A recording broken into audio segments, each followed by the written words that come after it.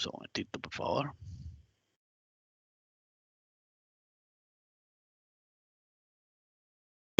Ok, vamos a ver. Me dicen si están viendo las diapositivas, por favor.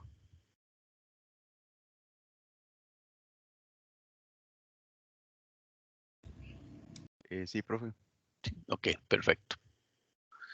Déjenme para ver porque por acá. Ok. Listo. Ok, hoy vamos a ver un poquito sobre la parte de ingeniería de software, el ciclo de vida del software, ¿verdad? Vamos a ver un poquito ahí sobre la metodología, modularidades, herramientas que podemos o tenemos a nuestra disposición. Vamos a hablar también un poquito sobre aseguramiento de la calidad y la importancia de la documentación de todo el tema de software, ¿verdad?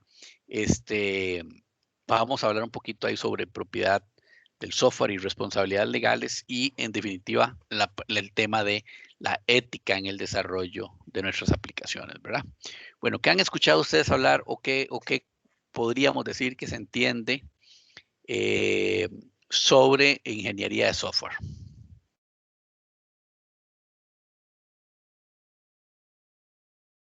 ¿Alguno que quiera aportarnos algo? En realidad no he escuchado mucho, pero supongo que es la creación de software, de programas, de herramientas. Uh-huh. Ok, vamos a ir viendo poquito a poco. Según Don Ian, ¿verdad? Considerado uno de los padres de la ingeniería del software, la ingeniería de software realmente es toda una disciplina, ¿verdad? De la ingeniería que nos va a ayudar a comprender o que comprende todos los aspectos de la producción del software, ¿verdad? Esto es importante. ¿Qué quiere decir esto? Quiere decir esto que hay toda una industria, ¿verdad? Hay toda una disciplina que organiza, nos garantiza, ¿verdad? Algunas reglas importantes para que nosotros podamos llegar a, digamos, a buen término cuando estamos realizando nuestra producción de software, ¿verdad? Recordemos que el software es un insumo, ¿verdad? De hecho, es un activo dentro de las organizaciones y es muy importante, ¿verdad? Muy interesantísimo. Nosotros siempre vamos a pensar o vamos a determinar que de una u otra manera eh, la vida del software es un ciclo, ¿verdad? Es cíclica. ¿Eso qué significa? Que va a ser continua, ¿verdad? Vamos a partir de una de las aristas o de un aspecto muy importante y es la determinación de los requerimientos. Cuando nosotros planteamos un proyecto en particular de desarrollo de software, siempre, ¿verdad? Sí o solo sí, vamos a necesitar forzosamente determinar los requerimientos. ¿Qué es determinar los requerimientos? Bueno, entrevistar a nuestros usuarios, preguntarles qué es lo que desean, cuáles son sus necesidades, cuáles son sus gustos, sus características, ¿verdad?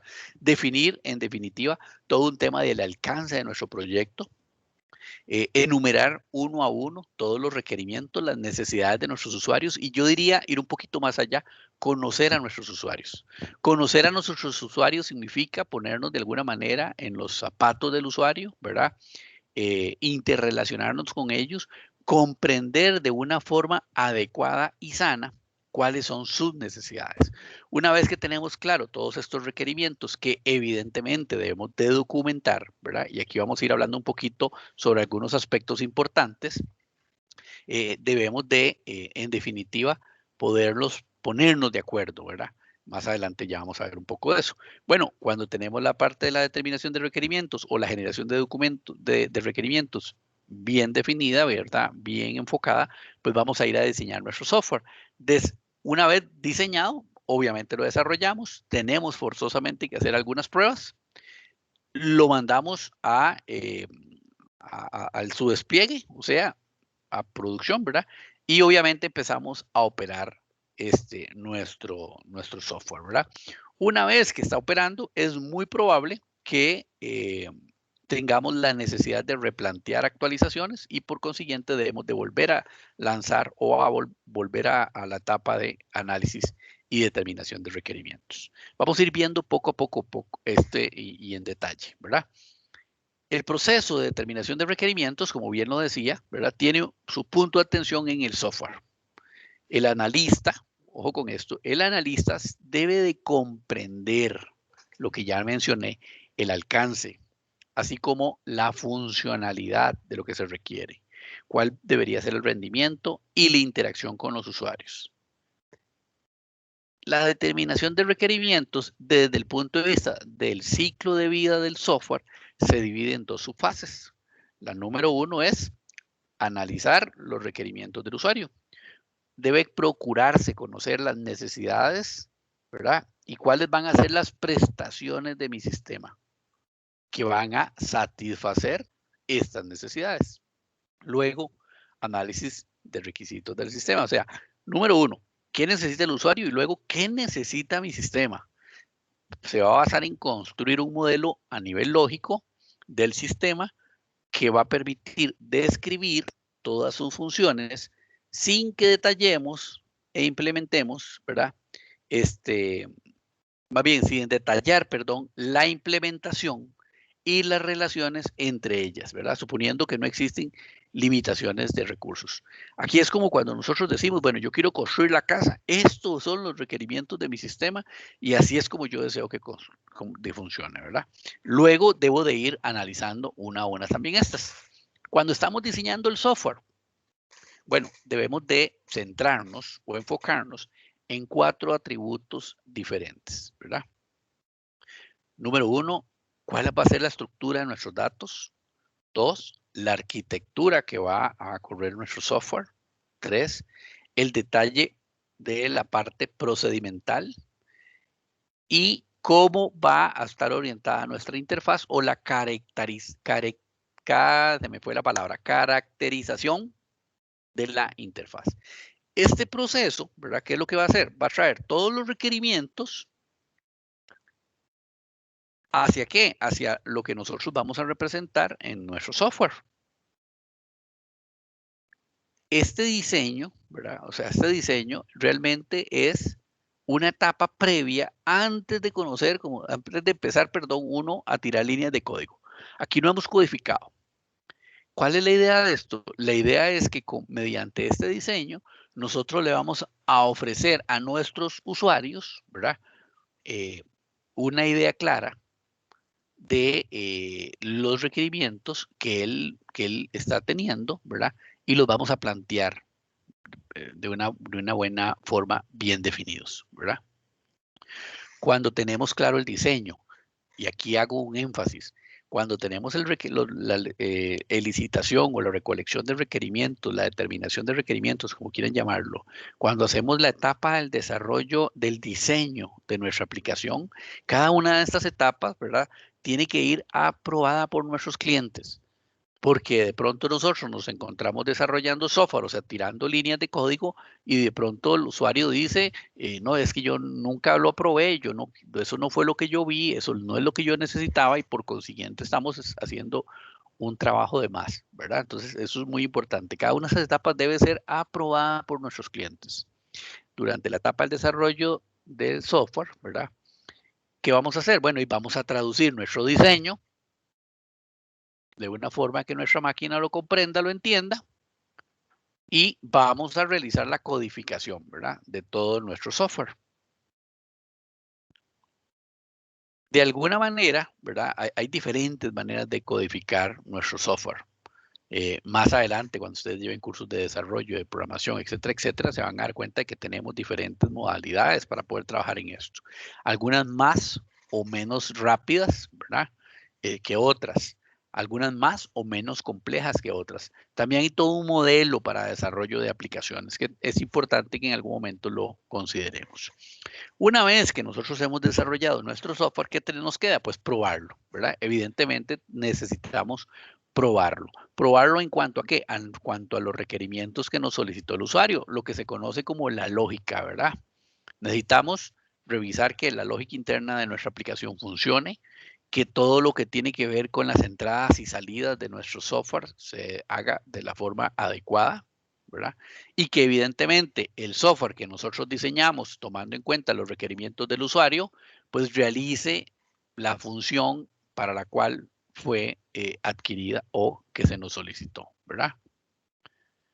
¿Cuándo iniciamos nosotros las pruebas? Cuando terminamos el desarrollo.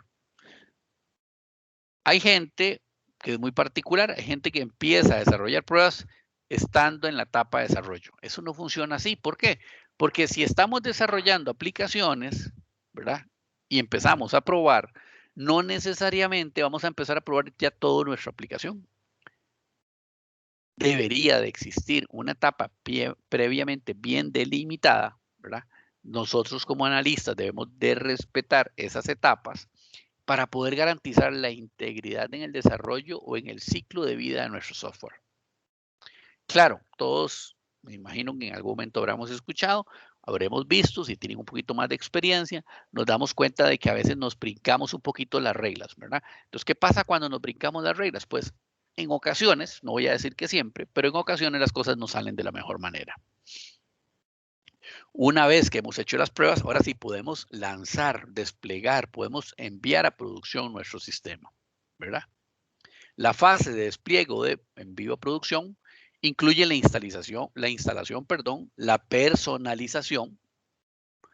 También hay pruebas, ¿verdad? Hay un periodo de evaluación del rendimiento y la adaptabilidad del software con respecto a nuestra arquitectura. Pero, importantísimo, estas pruebas, este despliegue a producción, solamente se da en caso de que las pruebas a nivel interno se hayan hecho de la manera exhaustiva, que quede evidencia de su funcionalidad. Para una mejor utilización del software, siempre va a ser recomendable que la etapa de despliegue o puesta en producción se vaya agregando un periodo de capacitación, ¿verdad? ¿Para qué? Para que los usuarios puedan tomar o tener un mayor provecho de nuestro producto. Cuando estamos hablando que estamos en operaciones, significa que ya estamos en producción, o sea, ya nuestro sistema está trabajando. Durante la etapa de operaciones, podemos aún ahí, pues, ¿por qué no decirlo? Ingresarle o introducirle pequeños ajustes, ¿verdad? Para corregir problemas, yo diría pequeños, ¿verdad? Cositas que puedan ir surgiendo. Se realiza de una forma supervisada, se le puede brindar soporte a nuestros usuarios y obviamente se optimiza y resuelven posibles fallos. ¿Para qué? Para mejorar un tema de velocidad, de acceso, de seguridad, un tema de garantía, ¿verdad? Un tema de definición y alineación con los objetivos de mi negocio, etcétera, etcétera, etcétera. Cuando ya hemos pasado por la operación, vamos a volver posiblemente en algún momento, si es necesario, a una etapa de nueva recolección de requerimientos. ¿Por qué? Porque es posible que en el camino, ¿verdad? En el tiempo, nuestro software requiere ajustes, pero ya son ajustes mayores o va a requerir actualizaciones del software, teniendo en cuenta obviamente las necesidades de nuestro cliente o de nuestros clientes. ¿Alguna observación, algún comentario, alguna duda hasta aquí? ¿Se entiende el proceso, el ciclo? Sí, profe. Ok, vamos a ir viendo algunas metodologías de ingeniería del software. Según Rumbach, ¿verdad? Una metodología básicamente es un proceso para producir software de forma organizada, empleando una colección de técnicas y convenciones de notaciones predefinidas. Esto es importante. Cuando nosotros hablamos que queremos producir software, vamos a desarrollar software, debemos de ser muy organizados, muy ordenados, ¿verdad? Ya en el mercado existen metodologías aprobadas, ¿verdad? Y probadas, en definitiva, ¿verdad? Por diferentes actores de la industria del software que podemos nosotros seguir. Existen, ya vimos un poquito la semana pasada, lenguajes de programación diferentes, ¿verdad? Que se van a adaptar a cada una de nuestras necesidades y por consiguiente, dependiendo de los requerimientos que tenga el usuario, pues vamos a tener que adaptar, obviamente, y también las características, ¿verdad? De nuestros usuarios, vamos a tener que ir adaptándonos a las diferentes metodologías. Según Henderson, ¿verdad?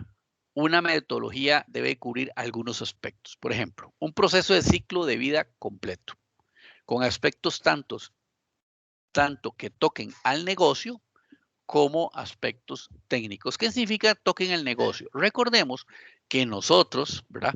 Le trabajamos a lo que nosotros vamos a llamar el negocio. ¿El negocio quién es?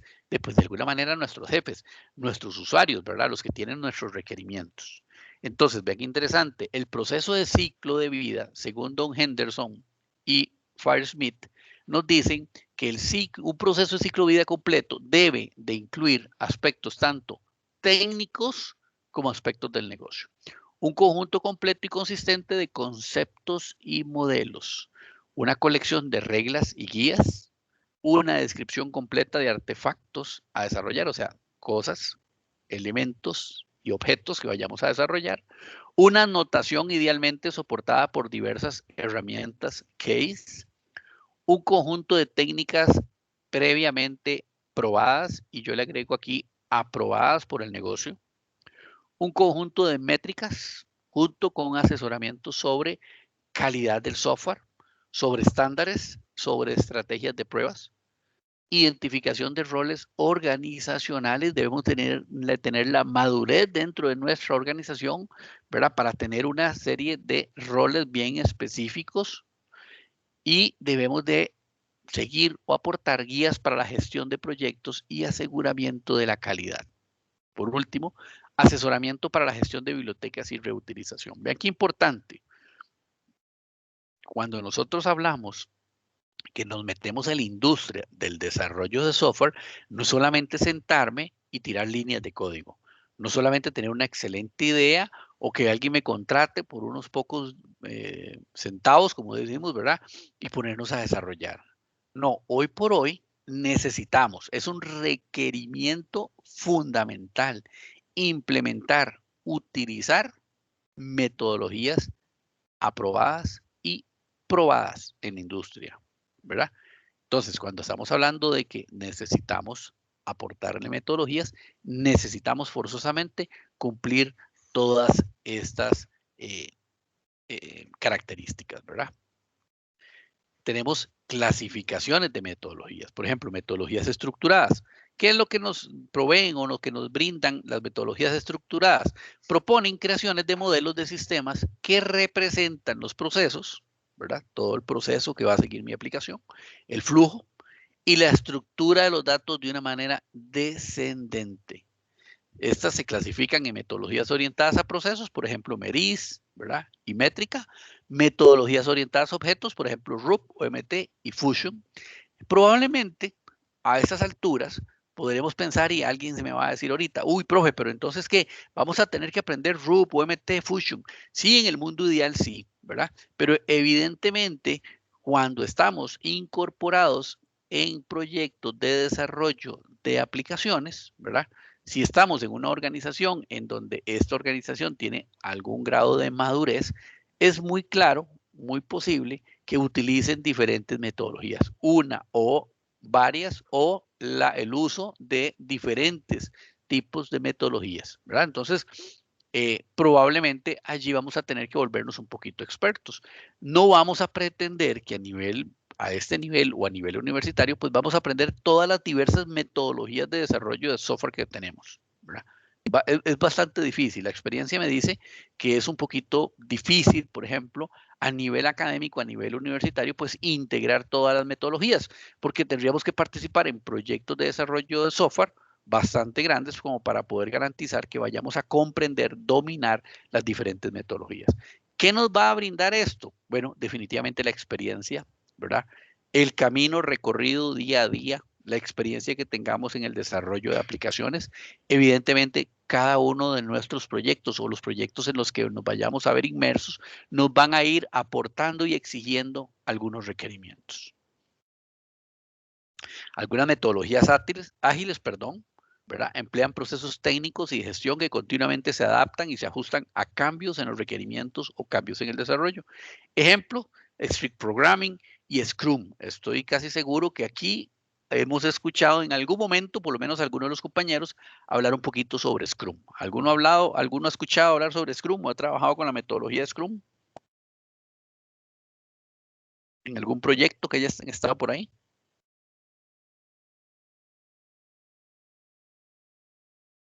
Bueno, pareciera que no. lo cual me extraña porque es muy famosa y está muy en boga. Bueno, básicamente, como su nombre lo dice, Scrum es una metodología ágil que en este momento no es la única, repito, ¿verdad? Pero es una de las más utilizadas en este momento en el proceso de desarrollo de software. Incluso interesante, porque ni siquiera, o más bien, no es utilizada solamente para los proyectos de desarrollo de software, sino que también se desarrolla o se utiliza para algunos otros proyectos de tecnología, incluso proyectos de arquitectura, ¿verdad? Es bastante adaptable. Ahí tiene algunas características, luego también vamos a tratar de hablar un poquito sobre el tema de la metodología Scrum. Bueno, modularidad. La modularidad consiste básicamente en dividir, obviamente, un problema en partes más pequeñas, ¿verdad? O sea, en pequeñitos problemas. Estas partes pueden ser tratadas de forma individual o independiente para poder simplificar, ¿verdad? La resolución a las mismas. Cada una de estas partes o subproblemas son considerados como una parte o módulo del problema global. Y cada uno de ellos se va a resolver por medio de un programa o subprograma.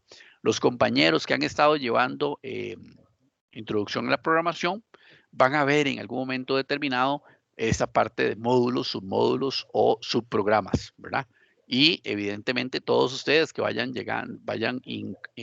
incrementando su nivel de conocimiento o su experiencia a nivel de sistemas, también lo van a ver con uno u otro lenguaje de programación, ¿verdad? Con una u otra técnica para desarrollo. Perdón.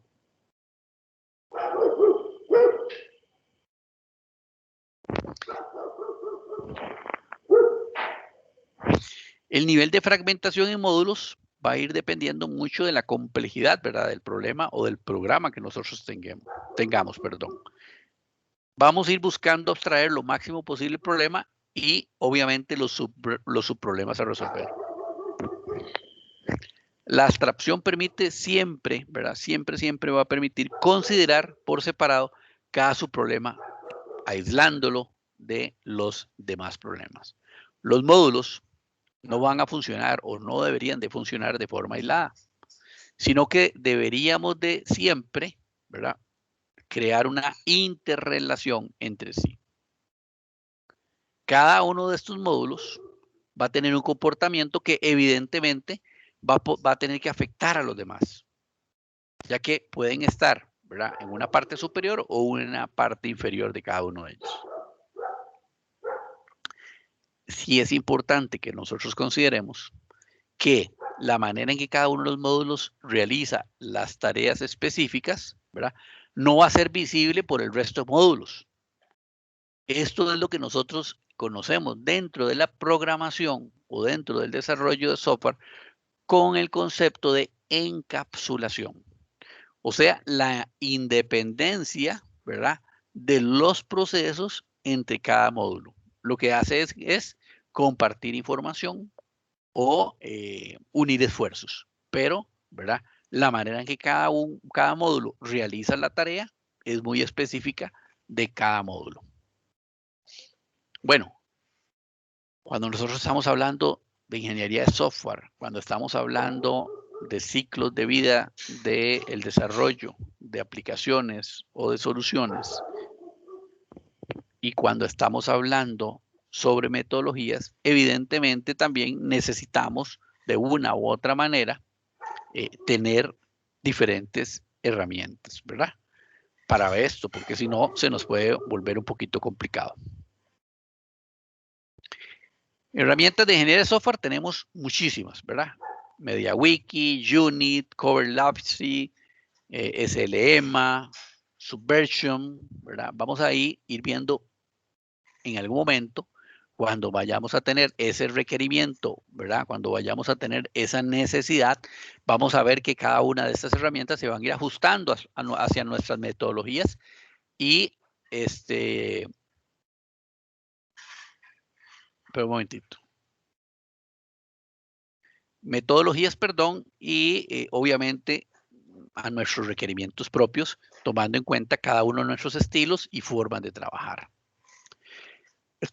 En algún momento vamos, estoy seguro que hemos escuchado también hablar mucho sobre aseguramiento de la calidad, ¿verdad? Hoy por hoy, sumamente importante el aseguramiento de la calidad, especialmente en la parte de tecnología, en la parte de desarrollo de software y, por qué no decirlo, en la implementación de arquitectura dentro de nuestras organizaciones.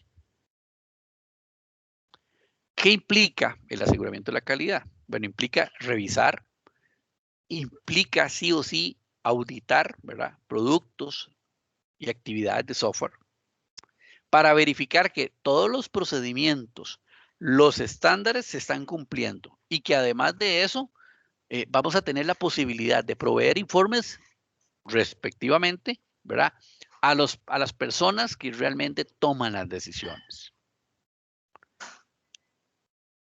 Aseguramiento de la calidad, o lo que se conoce como SQA, ¿verdad?, implica que hay que monitorear y en definitiva tenemos que mejorar nuestros procesos en el día a día, asegurándonos que cualquier estándar y procedimiento que se adopte, ¿verdad?, sean oportunamente seguidos y asegurándonos que los problemas sean encontrados y tratados.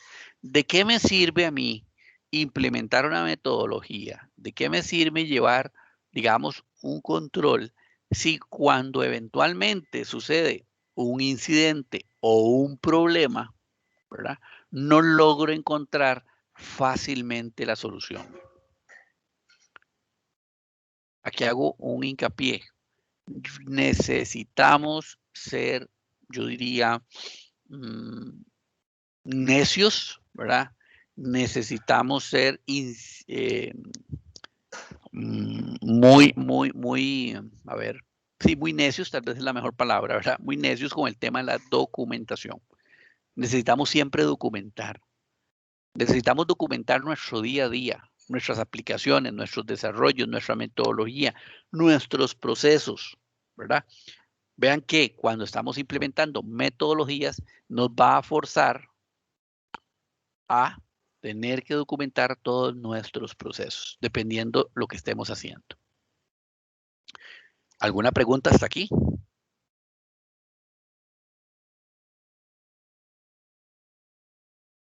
¿Ninguna? De momento no, profe. Todo bien. Ok. ¿Cuál va a ser el rol del aseguramiento de la calidad? Y más adelante vamos a hablar un poquito ahí sobre el gestor de calidad también. El rol del aseguramiento de la calidad, básicamente, como su nombre lo indica, es asegurar, ¿verdad?, a la administración, al negocio, ¿verdad?, que los procesos oficialmente establecidos están siendo implementados. Ojo con esto, oficialmente establecidos. ¿Qué quiere decir? Que debemos de documentar nuestros procesos. Lo que no esté por escrito, lo que no esté documentado, lo que no esté oficializado, es probable que no pueda darle un seguimiento. Y por consiguiente, no puedo garantizar que se encuentre del todo o en parte, ¿verdad?, bien o mal Profe, implementado. Adelante. profe, una pregunta.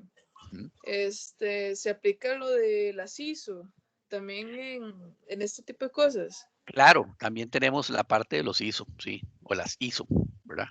Ajá. Sí, porque yo trabajo en un laboratorio y nosotros vemos mucho lo de aseguramiento de la calidad, entonces estaba con esa duda, pero Sí, está por bien. ejemplo, acá no hablamos mucho en detalle, por ejemplo, qué nos dice el ISO X o el ISO Y, ¿verdad? Cualquiera de Ujú. los ISOs que aplican a la parte de aseguramiento de la calidad. Pero, por ejemplo, cuando nosotros hablamos que hay aseguramiento de la calidad, y más adelante vamos a hablar un poquito sobre eso, hay todo un proceso de testing, ¿verdad? ¿Para qué sirve el testing? Bueno, para poder garantizar, ¿verdad?, que el software que yo estoy generando, número uno, sea eficiente, sea efectivo, sea seguro, ¿verdad? Profe, Adelante. de hecho, yo trabajo en esa parte. Yo Ujú. trabajo en aseguramiento de la calidad en una empresa de desarrollo web y Ajá. siempre esas situaciones son muy delicadas porque cada evidencia siempre tiene que estar adjuntada, cada cambio, cada mejora. Entonces sí es algo muy delicado esa parte. Claro, y más importante aún, o sea, cuando nosotros evaluamos, ¿verdad? Cuando evaluamos un proceso en particular, ese proceso debe estar debidamente documentado y oficializado, porque de lo contrario no tenemos en base a qué poder evaluar el proceso, ¿verdad? O sea, hay toda una, y todo el tema de aseguramiento de la calidad es extenso, ¿verdad? Es bastante extenso. Yo les podría hablar aquí muchísimo sobre aseguramiento de la calidad porque he trabajado en aseguramiento de la calidad durante bastantes años, específicamente en la parte de control de la configuración. Entonces, ¿por qué no decirlo, verdad? Tengo bastante experiencia en este campo en particular, pero es bastante, yo diría, bastante extenso, ¿verdad? Como muchos de los temas de la parte de tecnología, en realidad, tecnología, tal vez esa es la parte más bonita que tiene todo lo que tiene que ver con tecnología, porque cada una de las subáreas dentro de tecnología, pues están bien definidas y por consiguiente, si lo hacemos de la forma correcta, ya tenemos una serie de términos bien estipulados, ¿verdad? Para poderlo ejecutar. Entonces, les decía que básicamente la idea del trabajo, el rol de QA o de aseguramiento de la calidad, ¿verdad? Es la administración perdón, brindarle de una forma adecuada a la administración la idea más bien, es darle a la administración, digamos, las pautas, asegurarle que todos nuestros procesos, ¿verdad? Están siendo llevados de una forma adecuada, o sea, implementados. Además, ¿verdad? Asegura que, en definitiva, dentro de nuestra organización contemos con una metodología de desarrollo y de paso que sea apropiada, que nuestros proyectos utilicen toda la parte de estandarización y procedimientos en los diferentes trabajos, que la documentación sea creada para mantenimiento y mejoramiento, la administración de la configuración de software esté adecuada para controlar los cambios, y aquí vamos a hablar un poquito sobre esto, que se realicen pruebas y que se aprueben, y que cualquier deficiencia o diferencia, ¿verdad?, sea identificada y previamente o debidamente atendida, ¿verdad?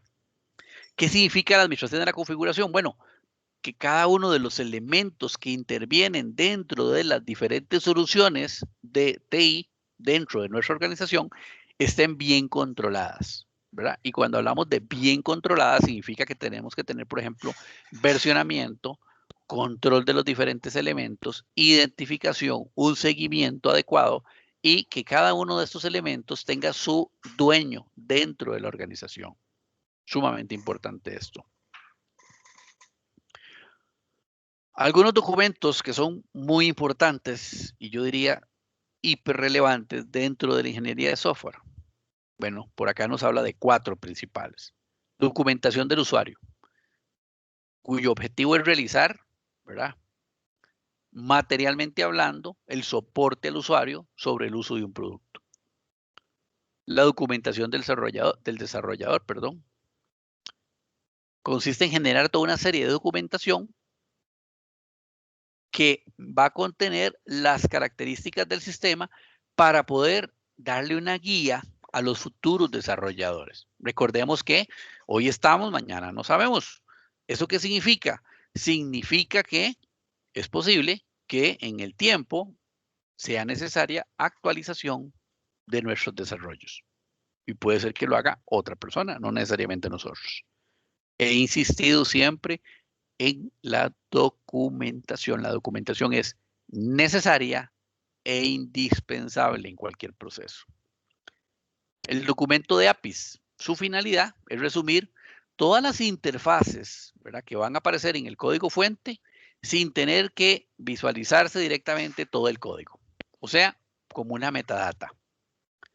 Y en definitiva, las pruebas unitarias consiste en documentar la forma en que debería de funcionar las diferentes partes del sistema y una verificación que el sistema esté cumpliendo con todos los requerimientos y que obviamente tengamos los resultados adecuados y esperados, ¿verdad?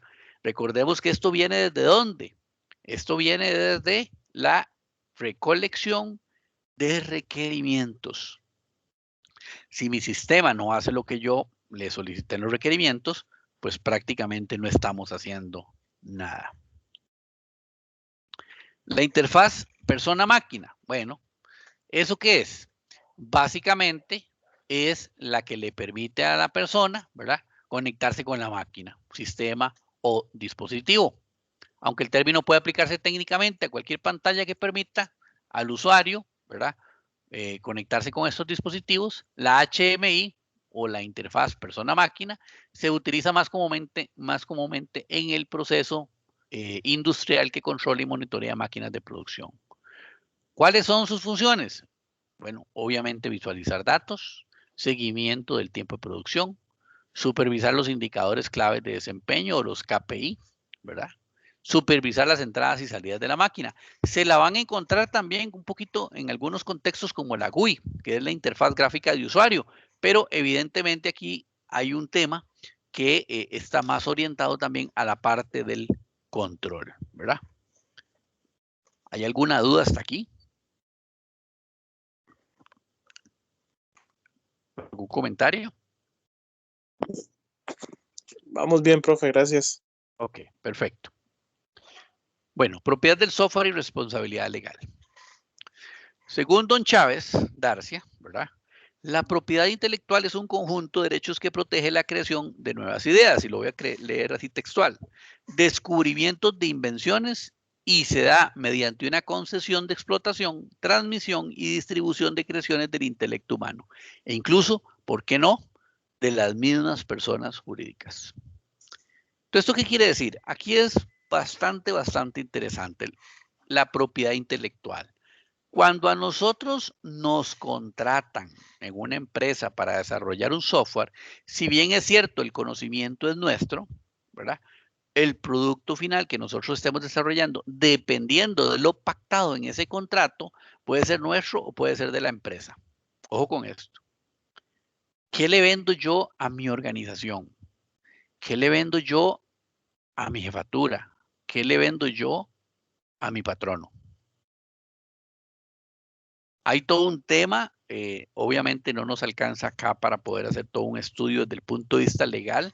Los motivo a que investiguen un poquito sobre materia intelectual, específicamente sobre el tema legal en nuestro país, ¿verdad? Hay toda una jurisprudencia que nos protege a nosotros como desarrolladores de software, como ingenieros de sistemas, pero también hay todo un apartado que protege a las organizaciones para las cuales nosotros laboramos.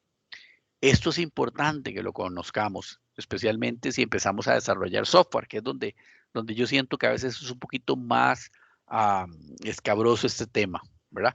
¿Por qué es importante que nosotros lo conozcamos? Bueno, porque podríamos evitar o en contraposición meternos en algún problema jurídico y legal, ¿verdad?, con un tema de propiedad intelectual. Importante para que lo conozcan. En Costa Rica tenemos un colegio de profesionales de ciencias de la información, o lo que se conoce en este país como el CEPIC, que es el de informáticos, ¿verdad? El Colegio de Profesionales en Informática. También un motivo para que busquen en las páginas de ellos, en el sitio web de que tienen el colegio, para que puedan eventualmente incluso llevar algunos seminarios. De paso, ellos pueden asesorar también en un tema de propiedad intelectual. Tienen la obligación, ¿verdad?, de asesorarnos a nosotros en algún momento, especialmente a los agremiados, ¿verdad?, y a todos los profesionales en esta industria o en este tema en particular. Bueno, ética en el desarrollo. Vean qué interesante. Para alinear la ingeniería del software con el bienestar de la sociedad, los ingenieros debemos de apegarnos a 8 principios. Ojo con esto. Sociedad. Los ingenieros de software actuarán de manera coherente con el interés social. 2. Cliente y empresario. Los ingenieros de software actuarán de manera que produzcan el mejor resultado para el cliente y el empresario y el interés social. 3. Producto. Los ingenieros de software deberán garantizar que sus productos y las modificaciones correspondientes cumplen los mayores estándares profesionales posibles. 4. Validación. Los ingenieros de software mantendrán la integridad e independencia en sus valoraciones profesionales. 5. Gestión. Los líderes y gestores de ingeniería de software suscribirán y proveerán un enfoque ético en la gestión del desarrollo y mantenimiento del software. 6. Profesión. Los ingenieros de software avanzarán en la integridad y reputación de la profesión de manera consistente en el interés social. 7. Compañeros. Los ingenieros del software serán justos y apoyarán a sus compañeros. 8. Personal. Los ingenieros de software participarán en el aprendizaje continuo referente a la práctica de su profesión y promoverán un enfoque ético en la práctica de la profesión. Pareciera ser que esto, a veces pasa como desapercibido o a veces uno dice, bueno, ¿y qué tiene que ver un tema aquí de gestión, de profesión? Tiene que ver un tema de compañerismo, etcétera, etcétera. Somos un gremio. Y en definitiva, ¿verdad? Necesitamos actuar como gremio. Adicional a esto, necesitamos, ¿verdad? Construir un bienestar en el desarrollo de nuestro país y de nuestro planeta. Necesitamos, yo diría, recordemos que la mayoría de nosotros vamos a tocar información sensible, vamos a generar código que de una u otra manera podría transmitir, procesar, almacenar, ¿verdad? Información sensible y tenemos forzosamente que tener, yo diría, un alto grado de ética. Yo siempre he comparado a los ingenieros de sistemas con los médicos. Cuando nosotros vamos donde un médico, ¿qué esperamos? Que un médico nos trate de una forma íntegra, respetuosa y en el mejor de los casos, que nos dé, yo diría, un buen tratamiento para nuestra salud. Es lo que uno espera. Yo personalmente creo que uno ve a un médico con alguna medida de respeto, ¿verdad? Así nos deberían de ver a los ingenieros de sistemas, así deberíamos de ver nosotros los ingenieros de sistemas. ¿Por qué? Porque nosotros, en definitiva, administramos, configuramos, reparamos, desarrollamos, etcétera, etcétera, infraestructura y software sumamente prioritario, delicado, ¿verdad? E importante para la vida cotidiana del ser humano hoy en día. Cuando yo llevo una computadora a reparar, yo espero que la persona que va a reparar mi computadora tenga la integridad suficiente para no copiar la información que lleva mi computadora y trasladarla a un tercero sin autorización. Claro, alguien me dirá por aquí, bueno, profe, pero uno debería tomar una medida, yo no debería llevar información confidencial, sensible, etcétera, etcétera, en la computadora a reparar. Sí, estamos claros. Pero no podemos partir de que todas las personas tienen ese nivel de conocimiento o ese nivel de experticia. Entonces hay un tema muy sensible en cuanto a la confidencialidad y a la confiabilidad de la data, de la arquitectura y de los equipos que nosotros eventualmente vamos a tener que tocar. ¿Alguna duda o algún comentario? No, profe, todo bien. Ok, perfecto. Están los compañeros que teníamos pendientes de exponer.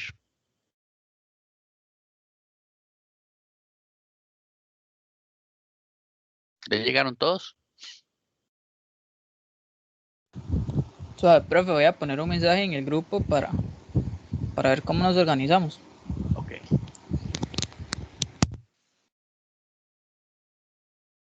Si no, continuamos con la segunda sesión.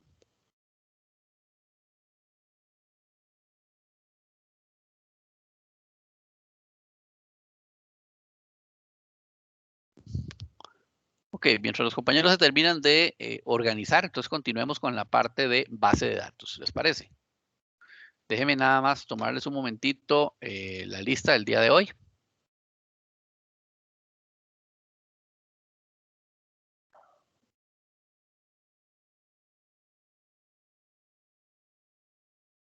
Ok, listo.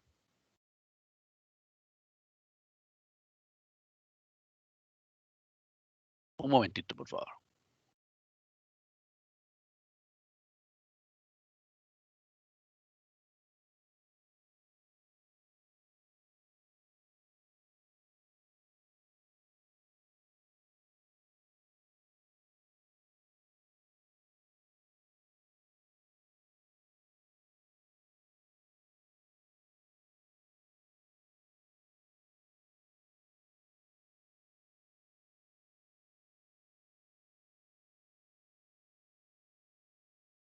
Ok, continuamos entonces.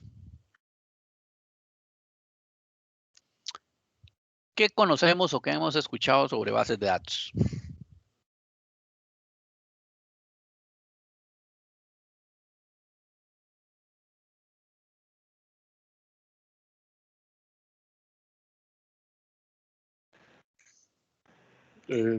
Profe, que almacena información en grandes o pequeñas cantidades de muchas cosas, tanto de manera relacional como de no relacional. Ajá. Una biblioteca de información también, como para ponerlo en palabras así más Una sencillas. biblioteca de información, está interesante ese concepto.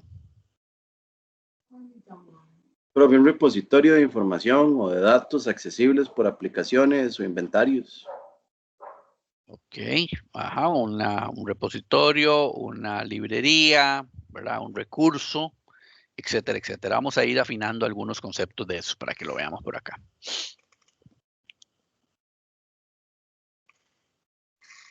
En definitiva, hoy por hoy, pues las bases de datos, ¿verdad? Forman o son parte esencial de cualquier organización, de cualquier empresa.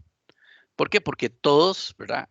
Dentro de nuestras organizaciones, en la vida común, en la vida normal de nosotros, vamos a requerir almacenar, ¿verdad? Vamos a requerir manejar información, ¿verdad? Gestar esa información.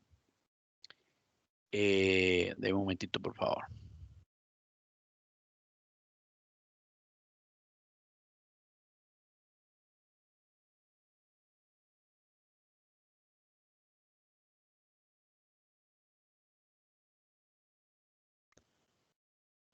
Es que le estoy contestando a un compañero de ustedes por aquí un mensaje. Listo ya.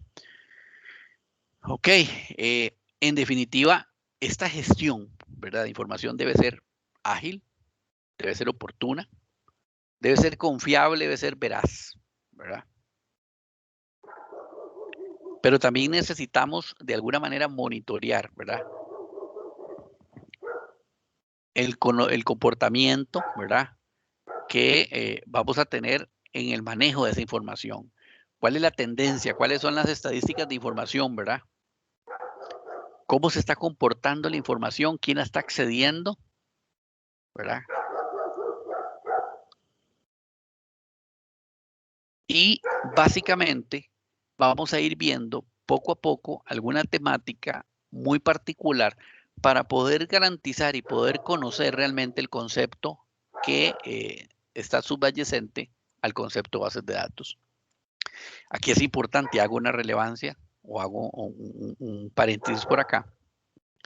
Guardar data por guardar no tiene ningún sentido, ¿verdad?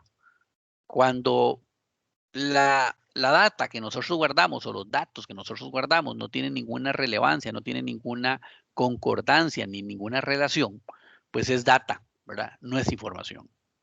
Y las bases de datos normalmente vamos a tratar de almacenar, gestionar, ¿verdad? Manejar información.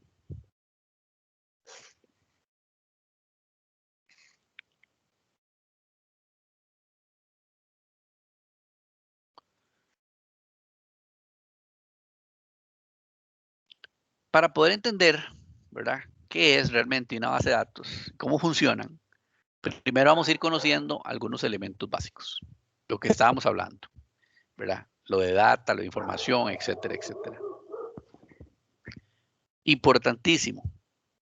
Nuestra información, obviamente, se va a guardar en forma de datos, ¿verdad? Vamos a ver qué es un dato. Un dato es un conjunto de caracteres que va a tener un significado en particular. Estos datos o este conjunto de caracteres obviamente Profe, tienen un disculpe. tipo. Adelante. Profe, ya estamos con el grupo, no sé si nos da chancecillo ahí para exponer. Ok, vamos a ver, a las 7 les doy el chancito, dentro de 8 minutos. Está bien. Ok, perfecto. Entonces, estos datos, ¿verdad? Tienen un tipo. ¿Qué tipo puede ser? Bueno, pueden ser datos numéricos, pueden ser textos, pueden ser currency o moneda, ¿verdad? Pueden ser alfanuméricos, pueden ser incluso datos tipo booleano, etcétera, etcétera, etcétera. También tenemos un concepto importante que es el campo. El campo es la unidad más pequeña a la cual se puede referir un programa. Dentro de una base de datos, un campo representa una característica de un individuo u objeto. Ahorita vamos a ir viendo algunos ejemplos. Un registro es una colección de campos, de iguales o de diferentes tipos. Un archivo es una colección de registros, almacenados siguiendo una estructura normalmente homogénea. ¿Ok? Aquí vemos yo diría, un pequeño ejemplo, ¿verdad? De una tabla, básicamente. Esta tabla, si lo vemos de forma horizontal, está compuesta por diferentes registros. Un registro, por ejemplo, es el primero que dice 1001, Ana Castro, Heredia, femenino, 25, ¿verdad? Todo ese es un registro. Obviamente tenemos ahí 4 registros. Un dato, bueno, un dato puede ser femenino, Heredia, San José, etcétera, etcétera. Un campo, básicamente, es lo que nosotros conocemos como una columna. En este ejemplo, vamos a hablar del campo código empleado, del campo nombre, del campo provincia, del campo sexo, etcétera, etcétera. ¿Se entiende hasta ahí?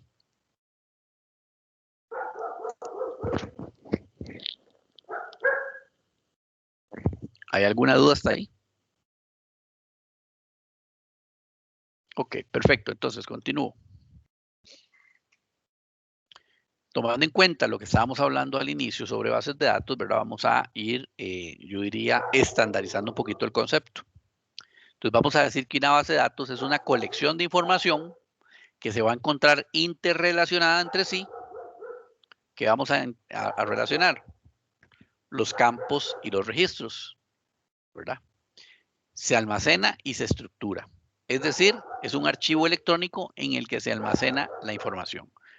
Perdón, un momentito para ver.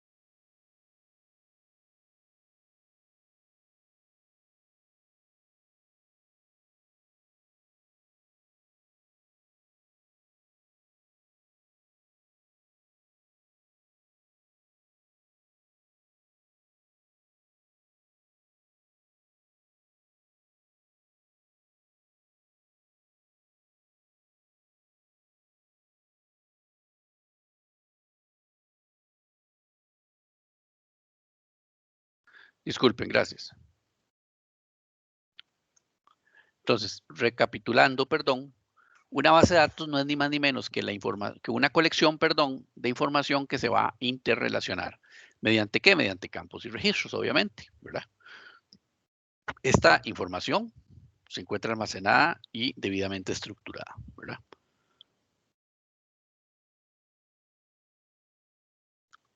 Ahora, analicemos poco a poco cuál va a ser el requerimiento que todas nuestras bases de datos deberían de cumplir.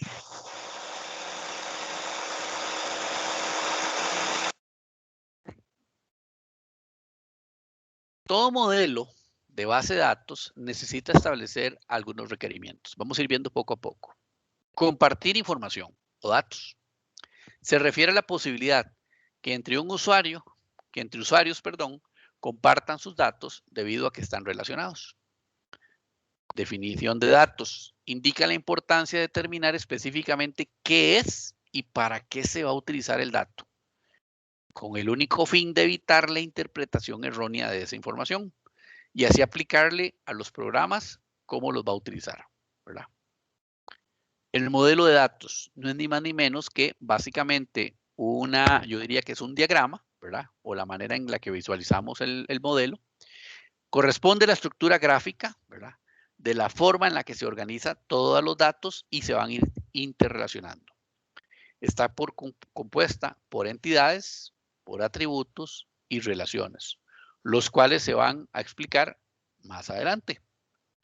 Diferentes tipos de restricciones o reglas de integridad que el sistema gestor de base de datos, por aquello se van a encontrar tal vez en la literatura, estas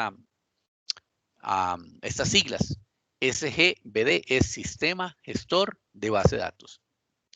Estas reglas deben ser cumplidas, o restricciones, ¿verdad? Deben ser cumplidas por los diferentes datos, por los dominios, por las claves, etcétera, etcétera. O las llaves, lo que se conoce como llaves también. Y, en definitiva, una serie de operaciones para trabajar con los datos.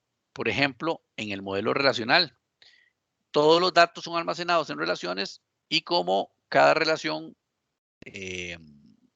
la podemos visualizar, más bien cada relación la podemos visualizar como un conjunto de datos. Ahora, ¿qué es un sistema gestor de base de datos? Un sistema define la base de datos.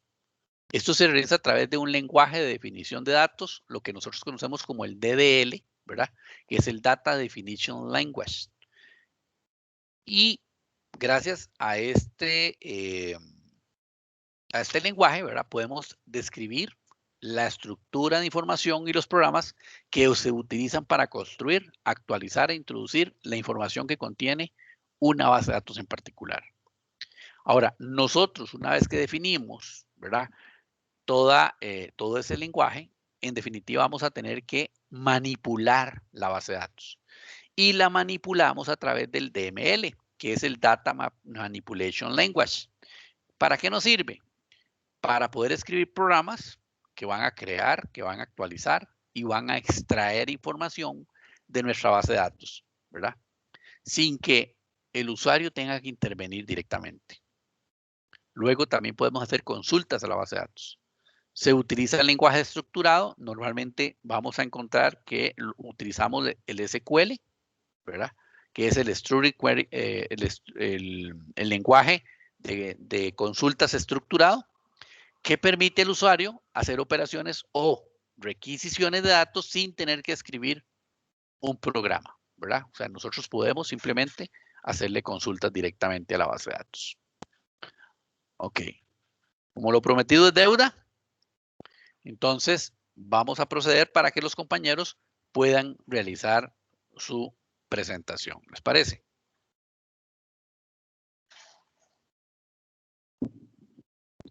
Entonces le cedo la palabra a los compañeros. No hay ningún problema si presento pantalla, profe. Claro, adelante. No se preocupe.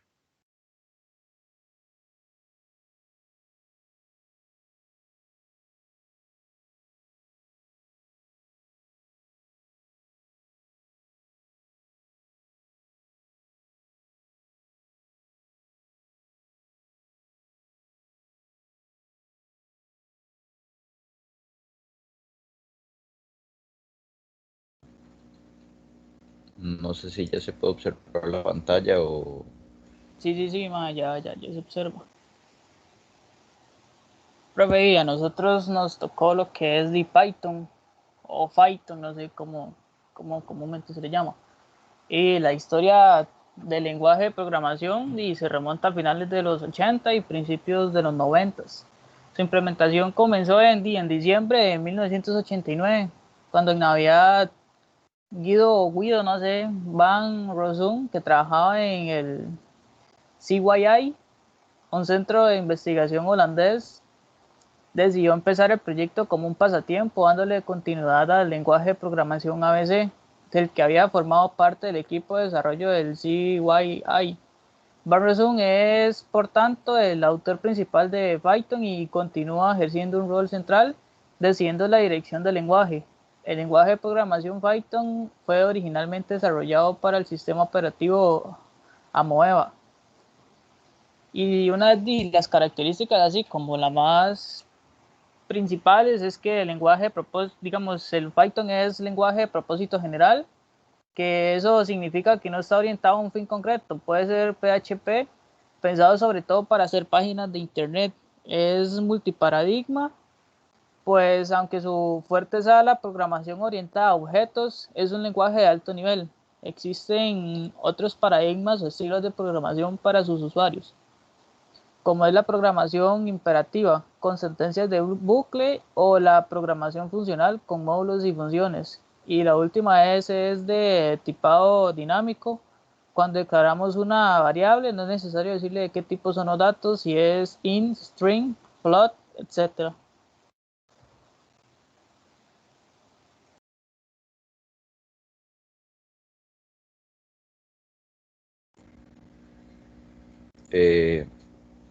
Python se suele enseñar bastante por el simple hecho de ser un lenguaje bastante simple y ser un lenguaje fácil de aprender.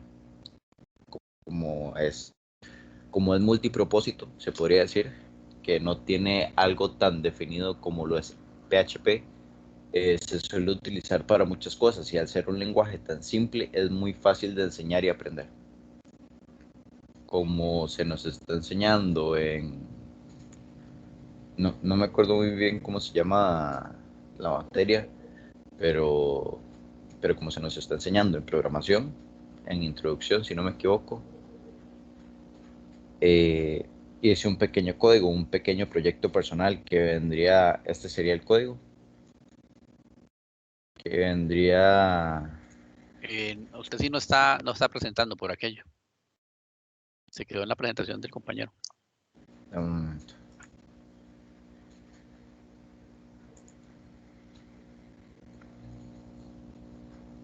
Que vendría siendo esto, es un pequeño código que hice ya más por gusto personal. Yo suelo armar computadoras por ambición propia.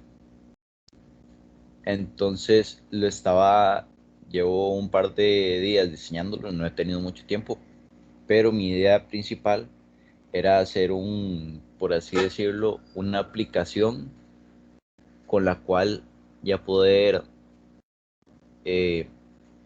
mandarle la aplicación a alguien y que esa persona simplemente me diga lo que quiere, simplemente respondiéndome a eso. Ese es el propósito de esta aplicación.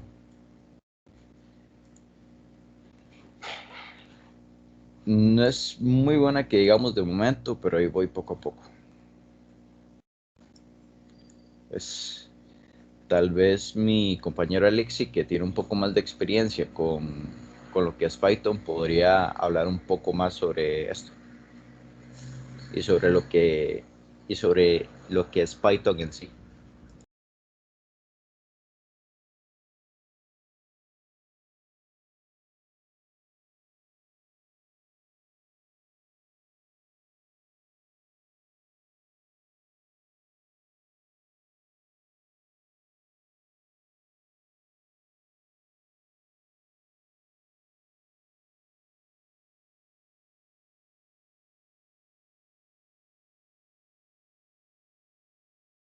Si algún otro está hablando, no se le escucha por el momento, por aquello.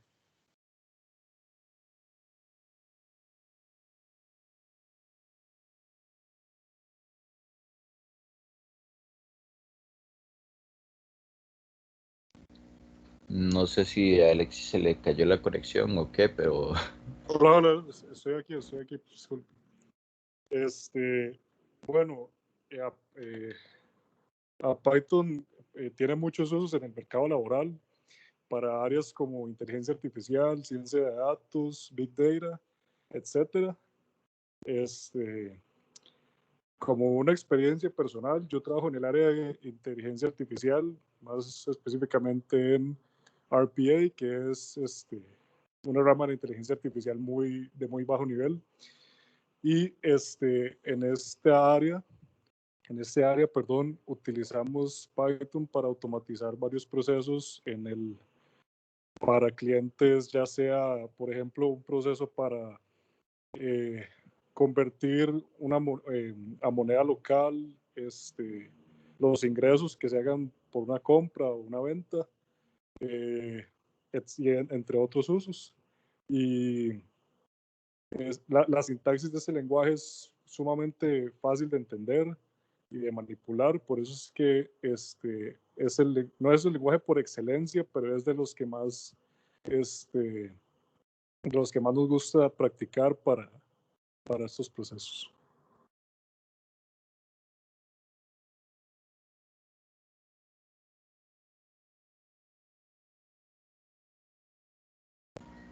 Y eso sería, profe. Perdón por los inconvenientes de la semana pasada de no poder haber podido hacer la presentación ni hablar sobre Python. Ok, perfecto, no se preocupe. Esos eran todos, ¿verdad? Ya no nos faltaba ningún otro grupo que expusiera.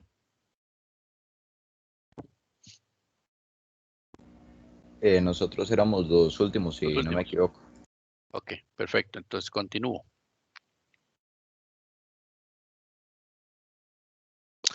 Ok, importantísimo.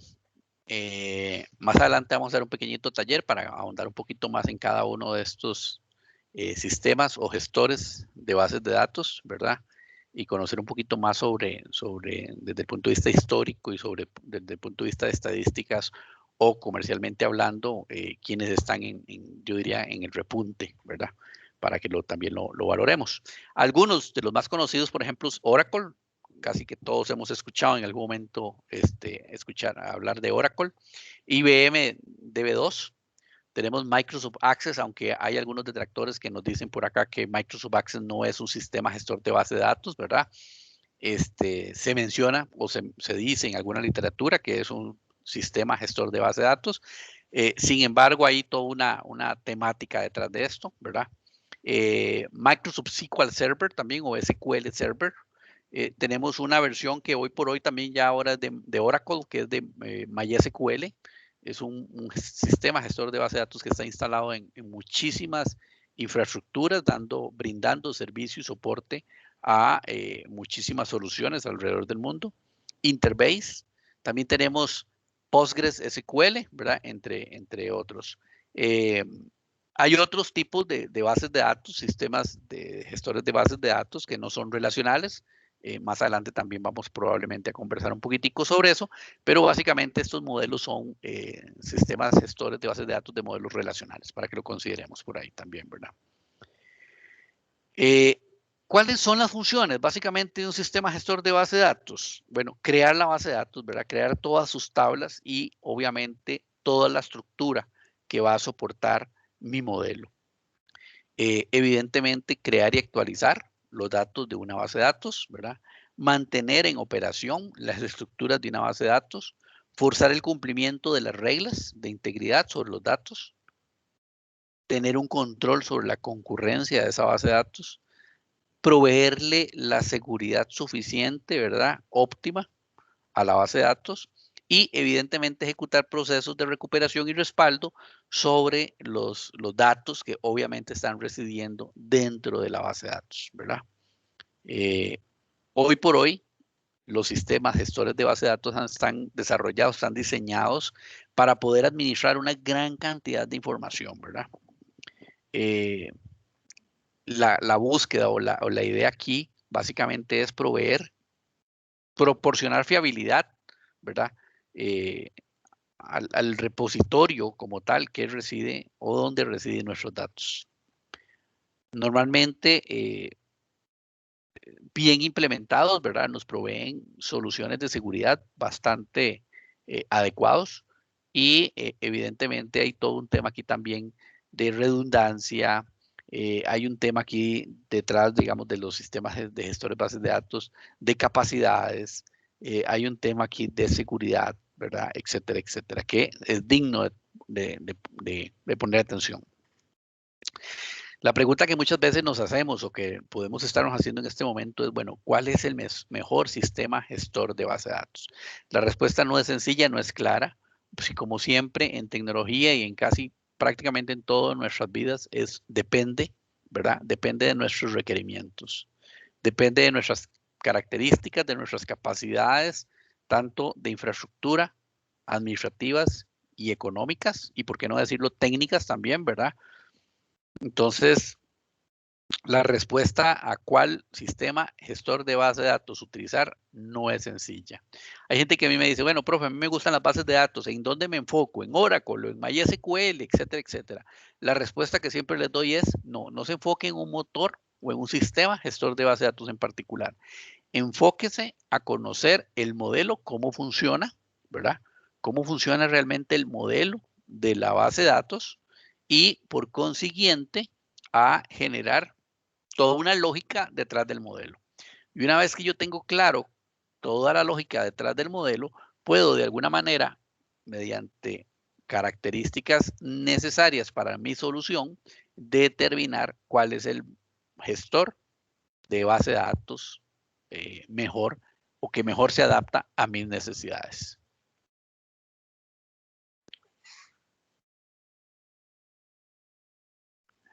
Cuando dice un sistema de gestión de base de datos es pertinente usarlo cuando ¿qué? Cuando se maneja grandes volúmenes de datos. De tal forma que ya no haya o que no vamos a necesitar o que vamos a requerir que no haya duplicidad de datos y que el acceso sea rápido y eficiente. Cuando sea manipulada la información por una gran cantidad de personas o usuarios para evitar que problemas de integridad y control de concurrencia. O sea, ¿qué significa? Yo necesito compartir la información a mucha gente, ¿verdad? A la vez. Entonces necesito tener ese control.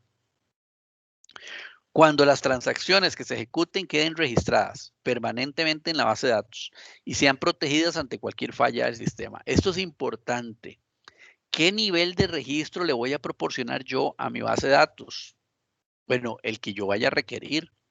Habrán bases de datos que lo único que a mí me interesa es registrar, por ejemplo, inclusiones, borrado y modificaciones de data.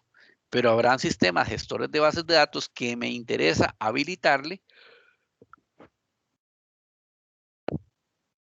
una bitácora que simplemente me diga quién accede a la información, por razones obvias, porque es información tal vez sensible. Entonces yo necesito saber quién y con qué periodicidad de tiempo visita esa información o consulta esa información, ¿verdad? Importantísimo. Va a depender mucho de mis necesidades. ¿Cuándo lo voy a necesitar también? Cuando el nivel de seguridad de la información sea desarrollado por técnicas y métodos de acceso a bases de datos, en especial si vamos a trabajar desde el Internet, llegando incluso al manejo de la encripción de la información. Yo tengo la posibilidad de encriptar la información que se encuentra almacenada dentro de mi base de datos, ¿verdad? Vamos a ver algunos tipos. Existen diferentes clasificaciones, ¿verdad? Teniendo muy puntual algunas características. Según su variabilidad, conforme a los procesos de recuperación y preservación de los datos, podemos hablar de bases de datos estáticas. Las bases de datos estáticas, estamos hablando básicamente de bases de datos que las encontramos dentro del proceso de inteligencia empresarial y algunas otras áreas, ¿verdad?, de análisis histórico. Normalmente son bases de datos de solamente lectura, donde yo solamente puedo extraer información, consultar información, pero ya no puedo estar modificando esa información. También tenemos bases de datos dinámicas. Obviamente, además de poder hacer las consultas pertinentes, estas otras bases pueden de forma dinámica actualizarse. Podemos reorganizarlas, podemos agregar y podemos también eliminar información. O sea, modificamos la información. Entonces, recapitulemos. Tenemos bases de datos estáticas que solamente son bases de datos de consultas y tenemos bases de datos dinámicas en donde obviamente podemos consultar, pero adicional también podemos modificar, almacenar, incluir, borrar o modificar información. Desde el punto de vista de su contenido, tenemos bases de datos bibliográficas que tiene material muy diverso, ¿verdad? tipos, por ejemplo, libros, revistas, etcétera, artículos, ¿verdad? Normalmente este tipo de bases de datos bibliográficas están ordenadas, por ejemplo, por algunos datos como quién fue el autor del artículo, el libro, la revista, en qué año se hizo, cuál es la temática, el título, entre otro montón de posibilidades, ¿verdad? Tenemos también bases de datos de texto completo, donde manejamos textos históricos, documentos enteros. Y normalmente este tipo de documentos son de preservación, ¿verdad? Muy particular, porque se considera, digamos, que la información o la data que se encuentra allí es proveniente de una fuente primaria. Entonces es importante que lo consideremos también. Tenemos directorios, ¿verdad? Tenemos listados enormes de datos personalizados o direcciones de correo electrónico, números de teléfono, etcétera, etcétera. Bases de datos especializadas. Estas bases de datos están identificadas y pensadas específicamente a partir de necesidades muy puntuales, ¿verdad? De información que es muy particular o muy propia de un público o un cliente o un usuario en particular. Vamos a ir viendo, y yo diría que tal vez es la parte más importante del día de hoy, cómo hacemos un modelo conceptual o qué debemos de contemplar desde el punto de vista de modelos conceptuales. El paso esencial de un análisis o investigación orientada a objetos es descomponer el problema en conceptos u objetos individuales de todo lo que nosotros vamos sabiendo o lo que vamos conociendo.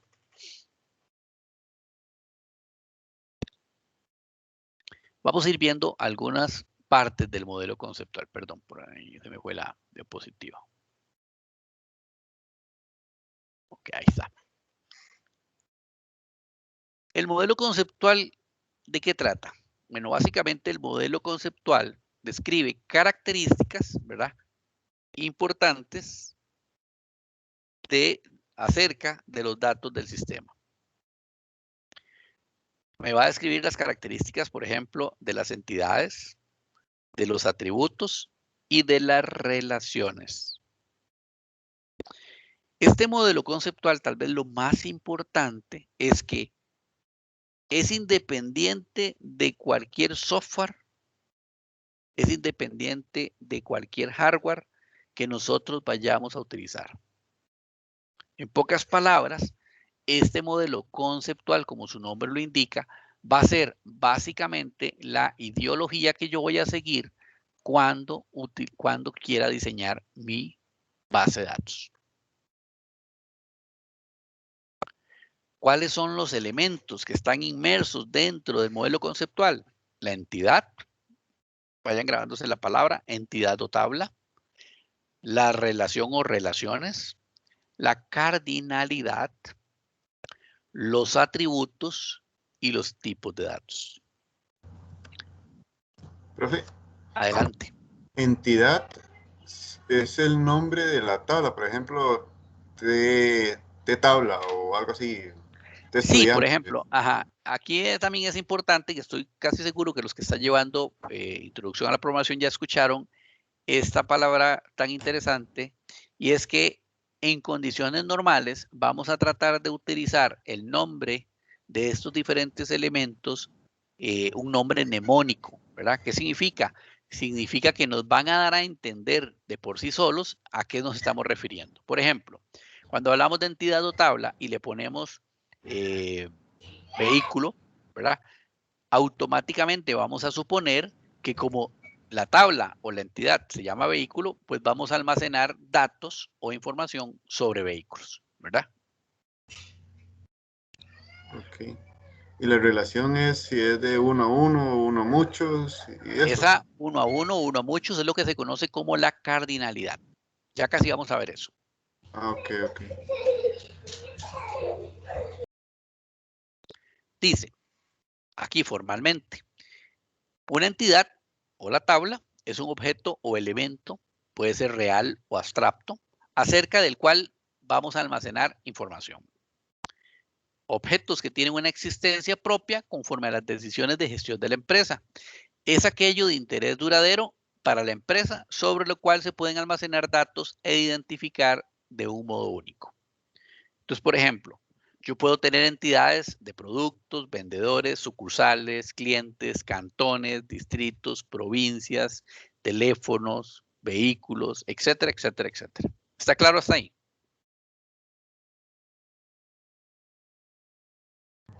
Sí, profe. Ok. Sí, profe. Ahora, por consiguiente, estas entidades o este elemento que se conoce como entidad tiene una propiedad o una característica que es el nombre, ¿verdad? El nombre, en condiciones normales, deberíamos de ponerle un nombre mnemónico. ¿Para qué? Para hacer referencia específicamente al grupo o al tipo de información que se va a administrar o almacenar dentro de esta entidad. ¿Qué es una relación? Es la que puede asociar dos o más entidades, permitiendo representar con mayor claridad lo que sucede en el mundo real. Puede o no contener información real. Por ejemplo, yo tengo dos entidades. Una entidad se llama conductores y otra paquete. Y tengo una relación que se llama transportan. La relación es el propósito o relación, ¿verdad? ¿Qué hace el conductor? Transporta paquetes. Esa es la relación. Lo que el compañero mencionaba de si uno a uno, uno a muchos, es lo que se conoce como cardinalidad. Voy de nuevo para relación y voy de nuevo para entidad. Entidad es un elemento en el cual yo voy a organizar, bueno, no organizar, almacenar datos. Dentro del modelo conceptual, yo debo de referenciarlo con un nombre, o sea, una característica. Normalmente voy a utilizar un nombre mnemónico que hace referencia al tipo de dato que yo voy a guardar ahí. Estas entidades pueden estar relacionadas. ¿A través de qué? De lo que se conoce como un elemento llamado relación. La relación o el elemento relación me debe también de hacer referencia. Normalmente es muy útil utilizar el verbo, un verbo que me muestra la acción o la condición o la característica que hay entre esas dos entidades. En este caso en particular, transportan. Ahora, mencionó un compañero hace un momento, cardinalidad. Dado un conjunto de relaciones en el que participan dos o más conjuntos de entidades, la correspondencia de cardinalidad que va a indicar el número de entidades con las que puede estar relacionada una entidad dada. Estas son uno a uno, uno a varios, varios a varios. O podemos hablar nosotros de uno a uno, uno a muchos o muchos a muchos. Varios a varios o uno a varios es exactamente lo mismo que vamos a encontrar como uno a muchos, muchos a muchos. Por ejemplo, vamos a tener dos tablas, una con los datos de diferentes poblaciones y otra con una lista de alcaldes, ¿verdad? Solo puede tener una población, vamos a ponerlo así, un cantón, ¿verdad? Para hacerlo más énfasis nosotros, un cantón solamente puede tener un alcalde. Y un alcalde solamente puede regir o administrar una alcaldía o un cantón. ¿Eso qué quiere decir? Que tenemos una relación que es regir, ¿verdad? Y tenemos una relación de uno a uno. Un alcalde no puede trabajar para más de una alcaldía. Y una alcaldía no puede tener más de un alcalde. Eso quiere decir que tenemos una relación uno a uno. Tenemos dos tablas, lista de alcaldes, lista de poblaciones. Tenemos una relación, se llama regir. Y tenemos una cardinalidad de uno a uno. ¿Alguna consulta, alguna duda hasta aquí? ¿Sencillo? Todo bien. Todo bien, ¿verdad? ¿Se entiende? Ok, son las 7:30. Vamos a recreo y volvemos dentro de 15 minutos. ¿Les parece? Ok, listo. Ok. Provecho para los que vayan a tomarse un break ahí con alimentos o vayan a cenar. Nos vemos dentro de 15 minutos. Igual, profe.